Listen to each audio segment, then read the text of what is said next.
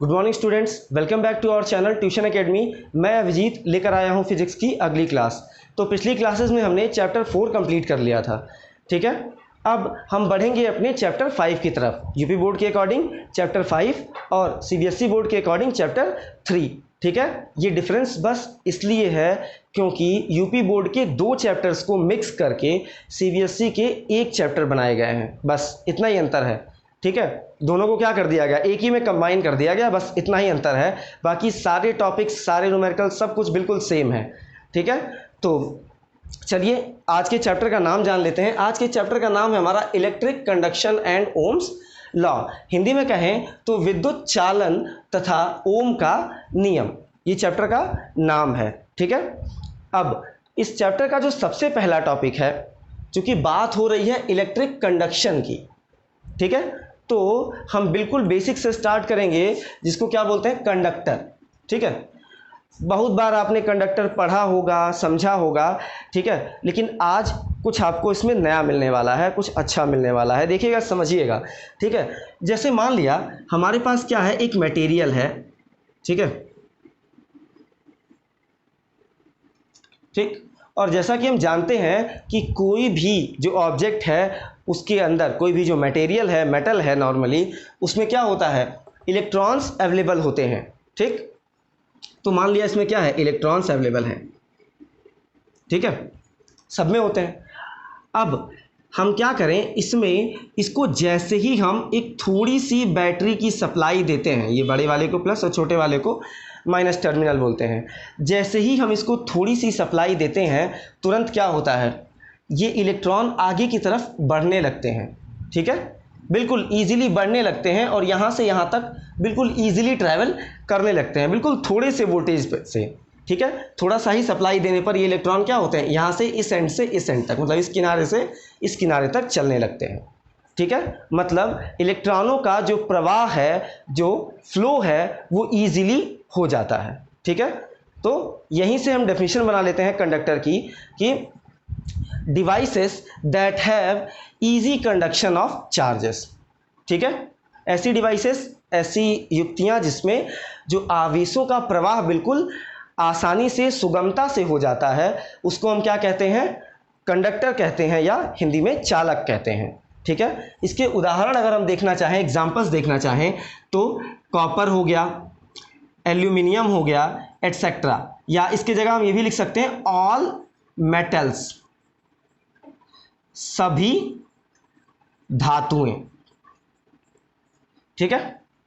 जो मोस्टली धातुएं होती हैं वो क्या होती हैं, विद्युत की चालक होती हैं, कंडक्टर होती हैं, ठीक है। लेड को छोड़ के, लेड जो होता है पीबी, वो कंडक्टर नहीं होता, उसमें क्या होता है, इजीली कंडक्शन नहीं हो पाता है, लेकिन फिर भी वो क्या है, एक मेटल है, ठीक है। 10th की केमिस्ट्री में आपने इसको पढ़ा होगा, ठीक है। तो ऑलमोस्ट मेटल्स जो होते हैं, लगभग सभी धातुएं जो होती हैं, वो क्या होती हैं, हमारी चालक होती हैं, ठीक है।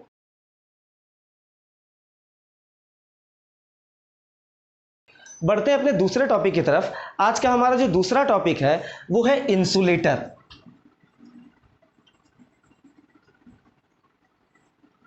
इंसुलेटर्स क्या होते हैं, इसको हिंदी में अचालक कहते हैं। और ये तो चीज़ें आपको पता ही होंगी, शायद आपको एक चीज़ नहीं पता होगी कि यही जो इंसुलेटर होते हैं हमारे, इन्हीं इंसुलेटर अचालकों को परावैद्युत पदार्थ, मतलब डाइलेक्ट्रिक मटेरियल्स भी कहते हैं। डाइलेक्ट्रिक मटेरियल्स, या हिंदी में कहें परावैद्युत पदार्थ। आपने देखा होगा इसके पिछले चैप्टर में जब हम लोग क्या कर रहे थे, कैपेसिटर, संधारित्र के बारे में पढ़ रहे थे, तो हमने देखा होगा कि ये संधारित्र ऐसे बना हुआ था और इसके बीच में हमने क्या किया था, एक डाइलेक्ट्रिक मटेरियल रख दिया था, या परावैद्युत पदार्थ रख दिया था। ये जो डाइलेक्ट्रिक मटेरियल था वो भी क्या था, इंसुलेटर, अचालक ही था, ठीक है। अच्छा, इनको हटा देते हैं। अब जान लेते हैं कि इंसुलेटर, अचालक ये होते क्या हैं, ठीक है। फिर उसी नॉर्मली डायग्राम से हम मान लेते हैं, हमने क्या किया, एक कोई भी मटेरियल ले लिया, ठीक है, इस तरह से, ठीक। और जैसा कि हम जानते हैं कि इलेक्ट्रॉन्स तो इसमें भी अवेलेबल होंगे, इलेक्ट्रॉन तो सब में अवेलेबल होते हैं, ठीक है। लेकिन होगा क्या कि जब हम इसको सप्लाई से ऐड करेंगे, पहले हम इसको क्या करते हैं, छोटी सी सप्लाई से ऐड करते हैं, बिल्कुल थोड़ी सी सप्लाई, जैसे हम क्या करते थे चालक में कंडक्टर में करते थे। तो उतनी सप्लाई से जब हम ऐड करते हैं इसको, तो ये इलेक्ट्रॉन आगे नहीं बढ़ पाते, ठीक है। तो क्या किया जाता है, फिर भी हम एक बार इसको टेस्ट करने के लिए क्या करते हैं, इसकी वैल्यू को थोड़ा और इंक्रीज कर देते हैं, बढ़ाते हैं, ठीक है। बढ़ाते जाते हैं, बढ़ाते जाते हैं, बढ़ाते जाते हैं, बहुत बड़ी वैल्यू पर भी इसमें क्या होता है, करंट फ्लो नहीं होता, मतलब चार्जेस क्या होते हैं, यहाँ से यहाँ तक पहुँच नहीं पाते, ठीक है, आगे फ्लो नहीं हो पाता, इसमें कोई भी करंट जनरेट नहीं होती है, ठीक है। तो ऐसी डिवाइसेस, अब यहाँ से हम डेफिनेशन बना लेते हैं, ऐसी डिवाइसेस, ऐसी धातु, ऐसे पदार्थ जिनमें इलेक्ट्रॉनों का प्रवाह आसानी से नहीं हो पाता या बिल्कुल नहीं हो पाता है, ठीक है। ऐसे पदार्थ जिसमें इलेक्ट्रॉनों का प्रवाह ना हो पाए, उन्हें क्या कहते हैं हम, अचालक या इंसुलेटर कहते हैं, ठीक है। The devices that do not conduct electricity, ठीक है, आर कॉल्ड इंसुलेटर्स, या हिंदी में कहें तो क्या कहते हैं उनको, अचालक कहते हैं।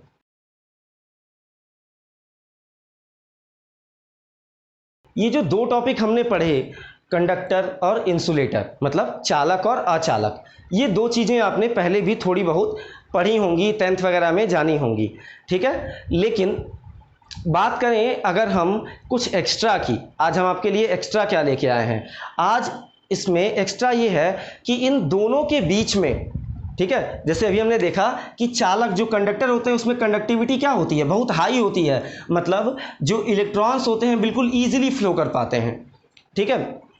लेकिन जो इंसुलेटर होते हैं, अचालक होते हैं, उनमें इलेक्ट्रॉन्स फ्लो ही नहीं कर पाते, चार्जेस, आवेश जो होते हैं एक तरफ से दूसरे तरफ तक पहुंच ही नहीं पाते, ठीक है। लेकिन इन दोनों के बीच में भी एक डिवाइस होती है, एक चीज़ होती है जो क्या होती है, जिनमें ना चालकों की तरह, कंडक्टर्स की तरह इलेक्ट्रॉन्स आसानी से फ्लो हो पाते हैं, प्रवाहित हो पाते हैं, और ना ऐसा होता है कि इलेक्ट्रॉन फ्लो ही ना हो, ठीक है, मतलब बीच में होता है।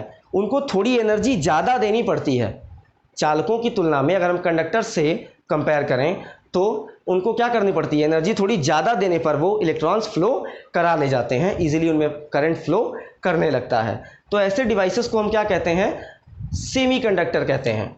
क्या है टॉपिक हमारा, सेमीकंडक्टर, ठीक है। इसको नॉर्मली हम ऐसे भी समझ सकते हैं, नाम से भी, सेमी, ये किससे किससे मिलके बना है, सेमी प्लस कंडक्टर, ठीक है। मतलब इसमें क्या होंगे, कंडक्टर की प्रॉपर्टी तो होगी लेकिन पूरी तरह से नहीं होगी, ठीक है। मतलब इसमें जो इलेक्ट्रॉन्स होंगे वो फ्लो तो करेंगे लेकिन उतनी इजीली नहीं कर पाएंगे, उतने आसानी से नहीं कर पाएंगे जितना आसानी से हमारे कंडक्टर में करते थे, चालक में करते थे, ठीक है। तो ऐसे पदार्थ जिनमें आवेशों का प्रवाह चालकों से कम और अचालकों से अधिक होता है, क्या कहलाते हैं, सेमीकंडक्टर या अर्धचालक कहलाते हैं। अच्छा, हिंदी बताना तो भूल ही गया, इसका हिंदी होती है अर्धचालक, इसको हिंदी में क्या कहते हैं, अर्धचालक, ठीक है, मतलब आधा चालक कह सकते हैं। अगर डिवाइड करके बोले तो क्या कह सकते हैं, आधा चालक, मतलब पूरी चालकों का पूरा गुण नहीं होगा, इसमें आधा गुण होगा। ये क्या होगा, थोड़ा ज़्यादा एनर्जी देने पे इलेक्ट्रॉन्स फ्लो कर पाएंगे। इसका एग्जाम्पल हम बता दें, उदाहरण बता दें, सिलिकॉन, जर्मेनियम, इस तरह से बहुत सारे होते हैं, ठीक है। इसके बारे में पूरी डीप नॉलेज लेनी पड़ेगी आपको लास्ट यूनिट में, फिजिक्स की लास्ट यूनिट जो है सेमीकंडक्टर डिवाइसेस एंड कम्युनिकेशन वाला जो है यूनिट, उसमें आपको क्या करना पड़ेगा, इसके बारे में, अर्धचालकों के बारे में, सेमीकंडक्टर्स के बारे में पूरी चीज़ें ध्यान से समझनी पड़ेंगी, एक एक पॉइंट। इसके कई सारे पार्ट्स होते हैं, P type, N type, intrinsic, extrinsic, इन सब के बारे में प्रॉपर आपको पढ़ना पड़ेगा, ठीक है।